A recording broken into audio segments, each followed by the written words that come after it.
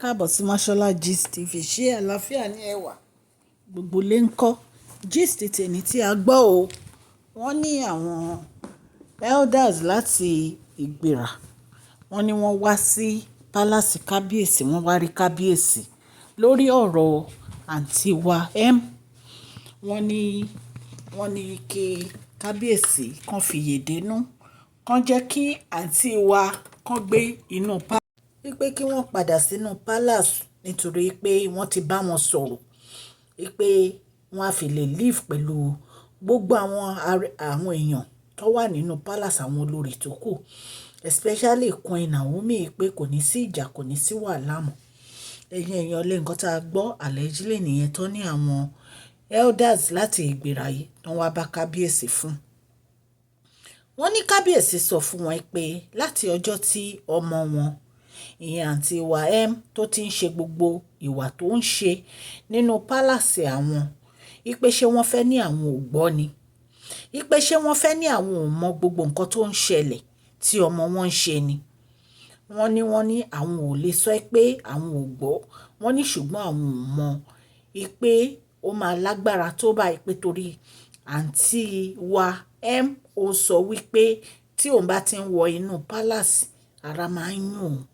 Ẹ̀yin èèyàn lé wọ́n ní recently wọ́n ní Kabiyesi pé wá sínú palace, wọ́n ló dẹ̀ wá sínú palace, wọ́n láro òyún. Wọ́n ní ṣùgbọ́n tí ó bá ti fẹ́ wá sí inú palace fún rẹ̀ láti wá ṣe nǹkan burúkú, bóyá ó fẹ́ jà ní o, wọ́n nígbà yẹn lára máa ń yàn. Wọ́n ní pé ètùtù tí wọ́n ní kán wá ṣe, wọ́n ní kí Kabiyesi allow wọn láti wá ṣe so that ara á fi yá, a lè fi padà sí inú palace Kabiyesi.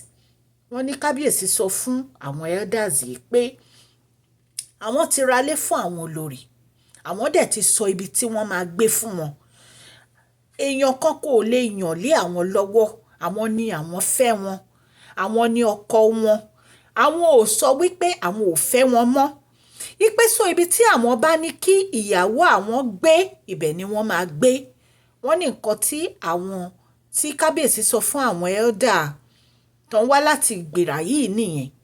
Ipe báwo ni àwọn á ṣe máa sọ fún ìyàwó àwọn wípé kí wọ́n gbé ibi báyìí tí àwọn ìyàwó àwọn á máa ní rárá àwọn ò ní gbé bẹ̀.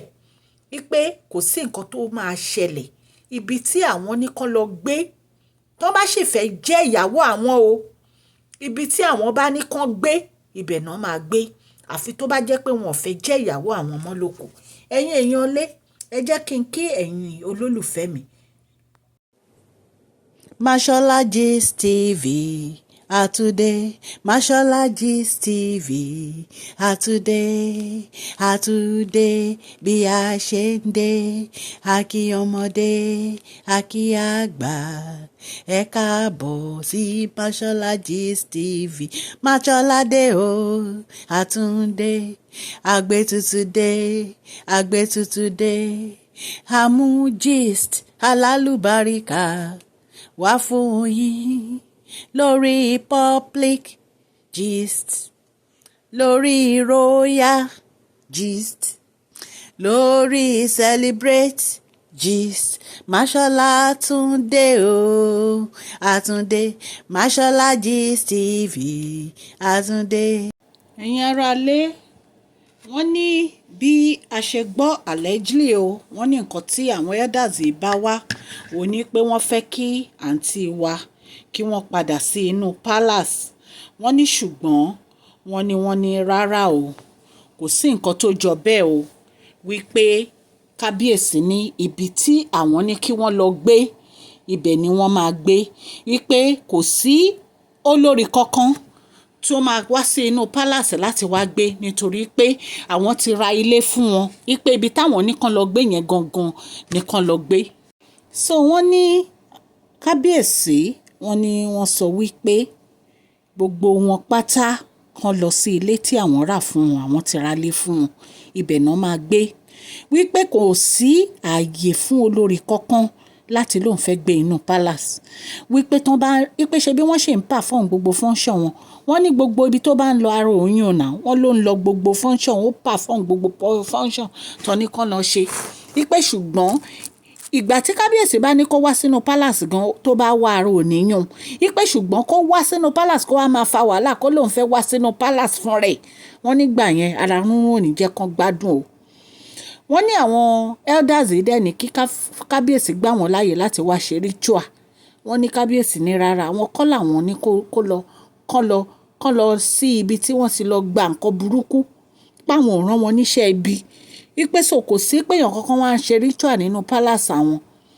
àlẹ́jì nǹkan tá a gbọ́ nìyẹn ní ká wá fi tó yín létí ẹ̀yin aráalé. mo dúpẹ́ lọ́wọ́ yín o, lọ́wọ́ obìnrin, lọ́wọ́ ọkùnrin, lọ́wọ́ ọmọdé, lọ́wọ́ àgbà. ẹ má gbàgbé ẹ bá wa fún fídíò yìí ní thumbs up o. ẹ dẹ̀ má gbàgbé wípé tẹ́ ẹ bá subscribe kò sí nǹkan kan tó fẹ́ ná yín, ẹ kàn máa gbádùn gist ni. a dúpẹ́ fún gbogbo bẹ́ẹ̀ ṣe ń share tẹ́ ń like tẹ́ ń comment. ọlọ́run á bá mi gbọ́wọ́ yín sókè o, ọwọ́ yín ò ní lọ ìsàlẹ̀ o. Please share this video, like and subscribe. God bless you all.